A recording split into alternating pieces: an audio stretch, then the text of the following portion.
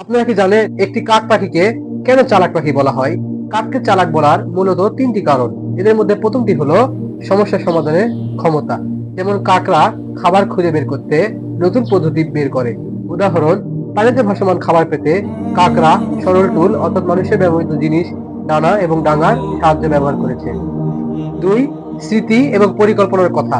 কাকরা যদি বুঝতে পারে তার রেখে যাওয়া খাবার অন্য কেউ দেখেছে, তাহলে কাকরা সেই খাবারটি লুকিয়ে রাখে এবং তা পরে মনে রাখে যে আমি কোথায় খাবারটি রেখেছিলাম। তিন, সামাজিক বুদ্ধিমত্তা। কাকেরা অন্যান্য কাকের আচরণ বুঝতে পারে এবং নিজের আচরণ মানিয়ে নেয়। উদাহরণ, কাকেরা সতর্ক সংকেত দেয় যখন শিকারী আসে এবং অন্যান্য কাক সেই সতর্ক সংকেত পেয়ে নিরাপদ কোনো স্থানে চলে যায়। তাছাড়া পবিত্র কোরআনেও কাক সম্পর্কে একটি আয়াতে বলা আছে। এইসব বৈশিষ্ট্য জেনে আমরা বলতে পারি কাক অবশ্যই একটি চালাক পাখি। ভিডিওটি ভালো লাগলে চ্যানেলটি সাবস্ক্রাইব, পেজটি ফলো এবং ভিডিওটি অবশ্যই শেয়ার করে দিবেন।